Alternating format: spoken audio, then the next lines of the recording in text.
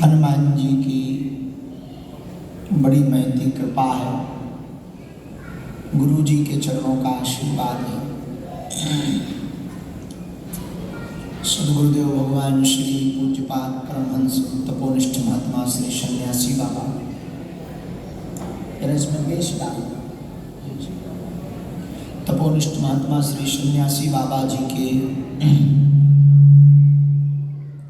पुण्य प्रताप के कारण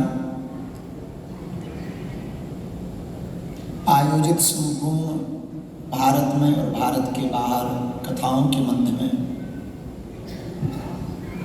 भगवान अपनी कथा के लिए सबको निमित्त चुनता है। जैसे राम सेतु तो भगवान बाणों से भी बना सकते थे, लेकिन बानरों की महिमा नहीं होती, इसलिए उन्होंने सभी बानरों को कहा कि एक एक पत्थर लाओ। जैसे कंस और रावण का वध तो भगवान अपनी शक्ति से ऊपर से ही कर सकते थे, लेकिन उनको मारने के बहाने भगवान नारायण नर बनकर आए। तो किसी ने भगवान से पूछा,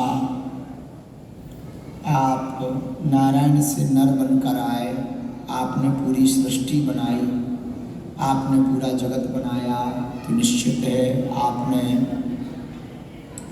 रावण और कंस को भी बनाया है, फिर आपने ये वध क्यों किया और आप मारने भर के लिए केवल आए हैं या कोई और काम था? तो भगवान ने बड़ा अच्छा जवाब दिया।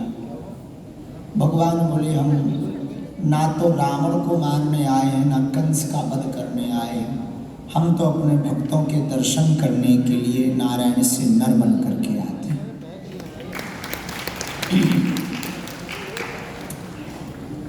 तो किसी ने कहा कि भक्त तो आपके दर्शन को लेकर आतुर रहते हैं, पर आप क्यों भक्तों के दर्शन करना चाहते हैं? तो भगवान ने कहा, जो पग राखे एक तू मैं राखूं पग 60। कोई हमारे रिश्ते पर एक पग रखे तो मैं उस भक्त को मिलने के लिए 60 कदम दौड़ करके चला जाता हूं।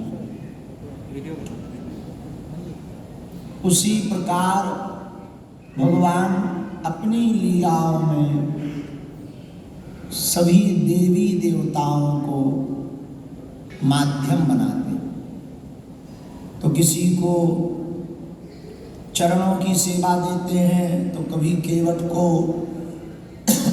नाव की सेवा दे देते हैं, तो कभी जामवंत को मंत्री की सेवा दे देते हैं, तो कभी हनुमान जी को लंका जाने की सेवा दे देते हैं। प्रायः ये सब भगवान का नाटक है। पर्दे के पीछे सब एक है। जैसे रामलीला का मंच लगा हो, राम और रावण दोनों आपस में बाप बेटे का रिश्ता हो, पर जब भी वो मंच पर रहते हैं तो अभिनय राम रावण जैसा ही करते हैं। जैसे ही मेकअप उतारा, पर्दा गिरा, सो तुरंत बाप बेटा बन जाते। वैसे ही भगवान की लीलाएं नाटकीय लीलाएं होती हैं। उन्हीं नाटकीय लीलाओं में ये संसार भी नाटक मंच है। उस नाटक मंच में ये कथाएं भी अनवरत चल रही हैं। तो जैसे एक रामलीला के मंच पर बहुत सारे पात्रों की आवश्यकता होती है, कोई गा रहा तो कोई बजा रहा तो कोई नाच रहा तो कोई पर्दा गिरा रहा, उसी प्रकार इन कथाओं की भूमिका में भगवान हम सबको निमित्त चुनते हैं। तो किसी का धन लगता, किसी का तन लगता, तो किसी का मन लगता है और कथा संपन्न हो जाती है।